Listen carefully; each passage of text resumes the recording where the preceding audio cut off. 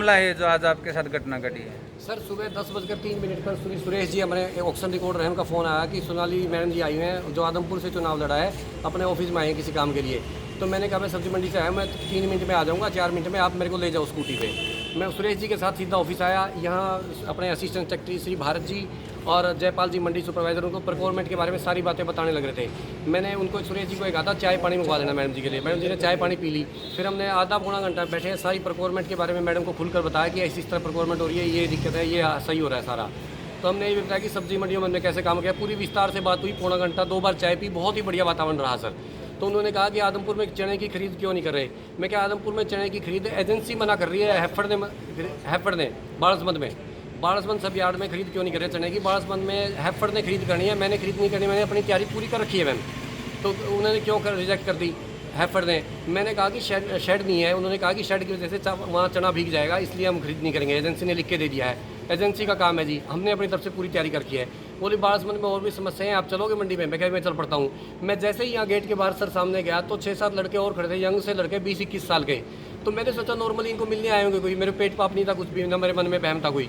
मैं अपने assistant secretary साहब की गाड़ी में, अपने मंडी सुपरवाइजर साहब भी हम सारे यहाँ से निकल लिए।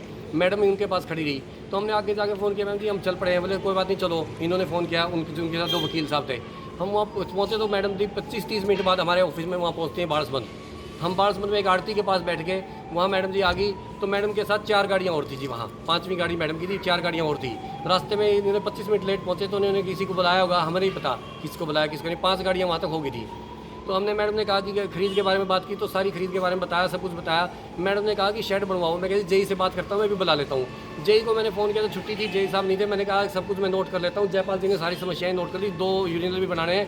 वो बोली यहाँ फर्श टूटा हुआ है। मैं क्या मैम जी 1972 के बाद मंडी पहली बार टेम्परेरी मंडी चालू की है ये, और शेड बनवाने के लिए हम लिख देंगे सरकार को, कोई दिक्कत नहीं है। हमने सारी बातें ले ली। तो मैडम जी एक बोली एक तरफ आओ आप, उनके साथ 2 आदमी और थे, बोले शेड की तरफ आओ। जहाँ 10-15 कदम हम गए तो वो बोले सब पीछे हट जाओ और अकेले बात करेंगे मैडम इनसे। तो मैंने फ़र्श के बारे में बताने लगा। उन्होंने कहा कि मेरी तरफ मुंह करके बात करो। मैंने मैडम की तरफ जैसे देखा, मैम जी इसी तरह फर्श बनवा देंगे। तो उन्होंने कहा कि आप मेरे को जानते हो? मैं कहा जी आदमपुर से चुनाव लड़ा है, मेरे को बताया था आपने, मैंने सारी बातें नोट कर ली, कोई दिक्कत नहीं है जी, सारे काम करवा देंगे। बोले आपने चुनाव में मेरी खिलाफत क्यों की आदमपुर में? मेरी कोई रिश्तेदारी नहीं है, मैं प्रेस मीडिया के सामने कह रहा हूँ, आदमपुर में मेरी कोई रिश्तेदारी नहीं है। मैं आदमपुर के विधानसभा चुनाव में कैसे जाऊँगा? मेरे को ये भी, मैंने कहा मैडम जी आपको किसी ने मिसगाइड किया, चुनाव के बाद इतने दिनों बाद आप ये ब्लेम लगा रहे हो। तो उन्होंने कहा थप्पड़ मारा मेरे को कि गाड़ी दे रहे हो आप मेरे को। मैंने कहा गाड़ी नहीं दी मैम। मैं थप्पड़ लगते ही चारों तरफ से 7-8 लड़कों ने मेरे को मारना पीटना शुरू कर दिया, बेशुमार। मैं बिल्कुल निडर होकर खड़ा था। मैं गिर गया अनफान में। फिर मैं वहाँ से भागा, एकदम उसी दुकान में भाग गया। दुकानदार को कहा यार बचाओ, मैंने तो कुछ कहा ही नहीं। दुकानदार ने भी कहा इसको ना ही कहा मैडम ये गलत कर रहे हो आप, कि क्या हो गया ये क्या हो रहा है। तो सर वहाँ मैडम जी खड़ी हो गई, गुंडे वो चारों तरफ दूर खड़े हो गए। और मैडम के साथ 2 आदमी थे, उन्होंने वीडियो बनानी शुरू कर दिया, चप्पल से मेरे को मारना शुरू कर दिया अकेले। बोली मेरे को गाड़ी क्यों दी? मैं क्या मैम जी मैं उस वीडियो में भी कह रहा हूँ कि मैंने कोई गाड़ी नहीं दी मैम जी, मैंने आपके सारे काम थे जो नोट कर लिए हैं सारे के सारे।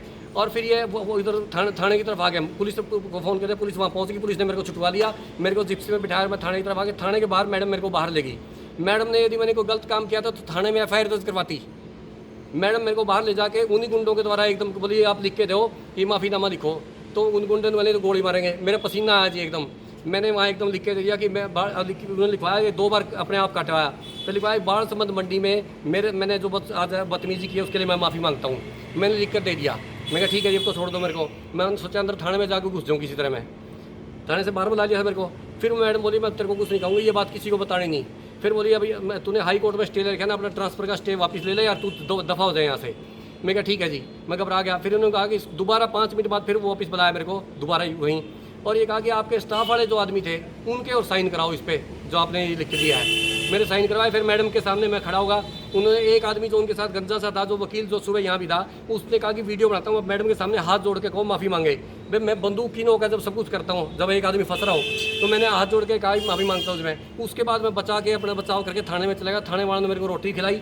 थाने वालों ने मेरे को कहा हम आपके साथ हैं, हमारे को सच्चाई पता लगी है, आप सही हो बिल्कुल, मंडी से हमने पता कर लिया है। आम आदमी सारे गांव के आदमी वहाँ से आने शुरू हो गए बाड़सबंद के कि हम आपके साथ हैं। मगर अब सरकार के दबाव में, सोनाली मैडम के दबाव में आके नहीं खुल के नहीं आते, हम सबके साथ हैं सारे आदमी।